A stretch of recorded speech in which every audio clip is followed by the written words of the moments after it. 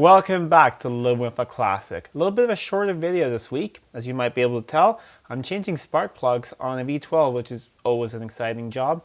It's on a pre-HE, so that's lucky. It's a lot easier than on the HE.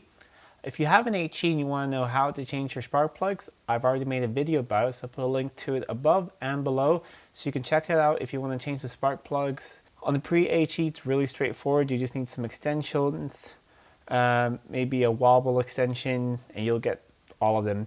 You can just disconnect a few wires going to the injectors to make it easier not to damage anything, but really it's pretty straightforward.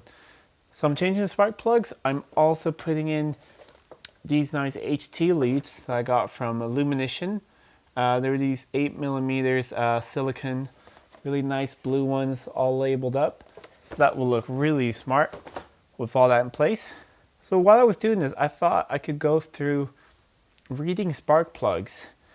I'm aware that doesn't work as well now with modern fuels, but still, when you are changing spark plugs, especially on a big engine like a V12, it's nice to lay them all out in order and have a look at them, and you can see how your car has been running. So I'm going to remove this last plug here on this bank. We'll have a look at all the spark plugs on this bank, see how this engine's been running, and can already let you know a little secret. I know that they're going to be a little fouled because this car's been idling a lot when I've been shooting videos. I also have some HE spark plugs. I can show you the difference between the pre-HE and the HE spark plugs. You can really tell there's a big difference between them. So now we'll take out this last plug here. We'll go on over to the bench and have a look at some spark plugs. Here are the 6 spark plugs from the B bank. This is the front of the engine. This is the rear of the engine. They're all laid out in order. So first thing to look out for is how even are they? And I say these are very even. They all look to be equally dark and equally worn. None of them seem to be damaged at all. None of them have any bent electrodes or anything. They've all been firing, can definitely tell that. None of them have any oil fouling on them. So if you see a lot of black wetness or excessive amounts of soots on them, that's really sticky, then you probably have oil burning on that cylinder. So far, really good news. Like I said, yes, they do look pretty sooty, but a closer inspection, see, this one's easier to look at. You can see that the soot is really just the top layer. If you start scraping it away, they are nice and tan underneath. Here are a few plugs from an HE engine. So you can tell the difference. There's a huge difference in the plug size. Start with, the pre-HE has a sealing ring. These are a tapered fit. These came out of the red XJS. So this would be a pretty good spark plug. It's a little bit black and sooty here on the side, but the isolator is nice and gray. The electrode here and the isolator in there, you can see, easier to see there, is nice and gray. So this has been running pretty well. So how can you tell if it's been running way too rich? If it's been running way too rich, then this will not be gray here, the isolator part, the porcelain part in here. That will be all black and sooty. The whole plug will be completely black and sooty. There'll be no gray, brownish tan on it at all. And it'll be completely black around here as well.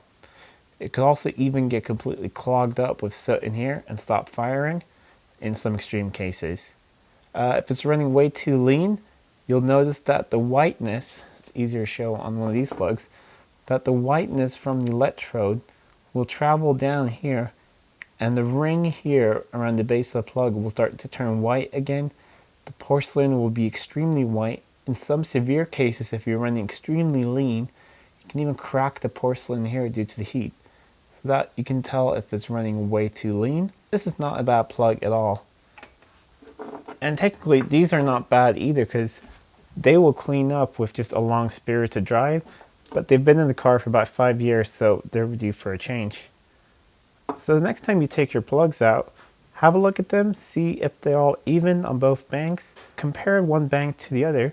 Let's do that for a sec. I'm going to grab a few plugs from the other bank and we'll compare how that bank looks to this bank. So here are 2 plugs from the A bank, 1A and 2A. At a quick glance, they're very similar to the other bank's plugs. So this engine is running equally on both sides. Because if you have, let's say, misadjusted throttle butterflies or something, one side would be richer than the other or leaner. You could definitely tell that on the plugs. So when you're changing plugs on this engine, it's a great way to tell if both banks are running evenly, if there's any big differences from the front to the back, maybe you have lower compression at one side of the engine than the other side of the engine. So if you're finding that the plugs look very different, and they all seem to be of the same age, so that they're all changed at the same time, and they look very different, I'd start by maybe performing a compression test or leak down test on that engine and determining what the health issue is with the engine, why the plugs are not nice and even.